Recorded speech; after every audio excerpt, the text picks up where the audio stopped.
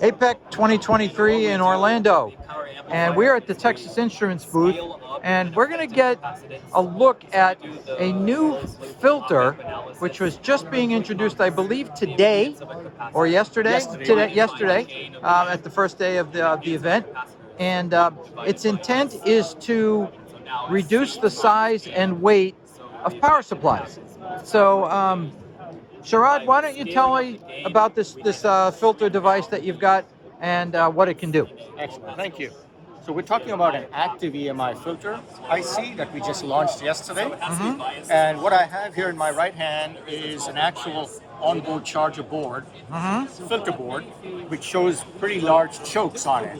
Yes, it does. And what we can do effectively with the active EMI filter is get an equivalent level of performance of EMI with significantly smaller, lighter, and less expensive chokes that you see here in my left hand. Okay, can you tell us about how that EMI filter works? Absolutely. So what happens is in an EMI filter, you typically have an L and a C, and the C is typically limited by the touch currents that are dictated by standards.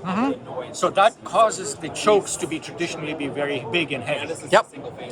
Now, the only way you can reduce the size of the chokes is to somehow make the capacitance appear larger. And the active EMI filter IC basically acts as a capacitor amplifier.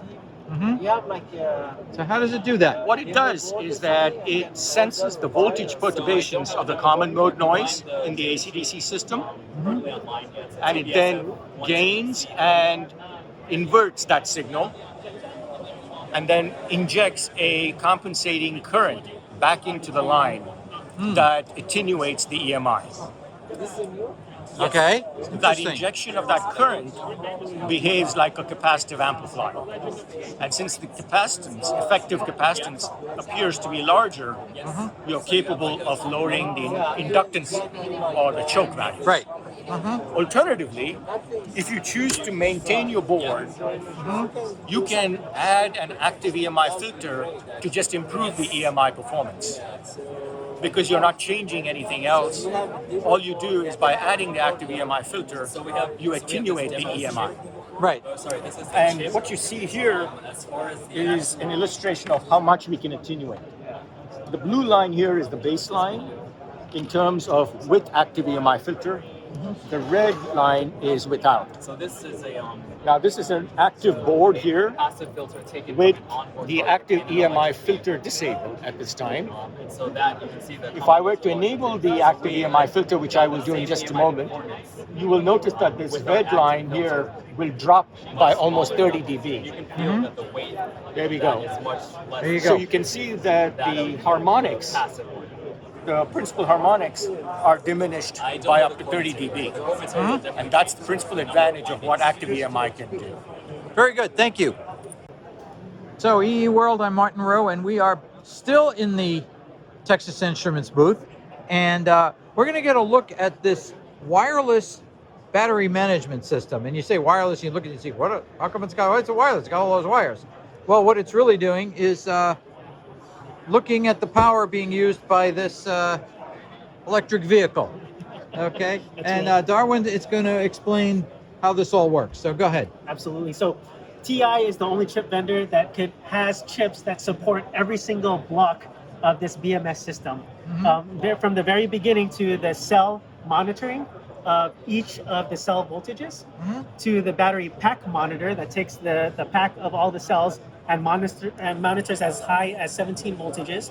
So overall, with the cell and the battery pack monitor, it could monitor as high as 1.2 kilovolts. So in the perfect range for electric vehicles. And then it also has a battery management control system. And it's using a Satara processor, and it's monitoring the health of the battery such that if there's any type of faults, and for electric vehicles, we care about voltages, we care about current, and we care about temperature.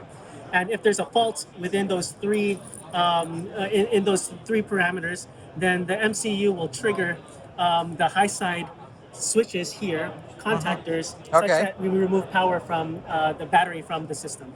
So would this be used? Is this used kind of as an R&D tool, as an engineering tool, where you've got a test vehicle over here, and you want to characterize that battery, or just look and see how it responds based on what the vehicle is doing. That's a great observation, because that's exactly, this isn't just a demo.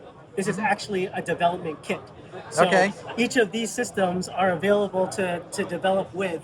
And what's good is that they're all, it's a Lego system where whichever part of the system you need, you could go and design around. And so yes. And what's great is that this system provides a GUI here, so that you can actually test your system. So in this example, we're actually looking at a 700 volt simulated battery pack. So you can see 700 volts. And what's good about the GUI is that I can monitor each of the voltages and currents of each of the cells, and the current here of the pack. And then I can also introduce faults into the system: over voltage, under voltage, over temperature, over current, for example. And then we could watch how the system will behave. So if it detects a fault, to remove the contactors here. So that's one good example of what the system enables. Okay, Darwin, thank you very much. Appreciate it.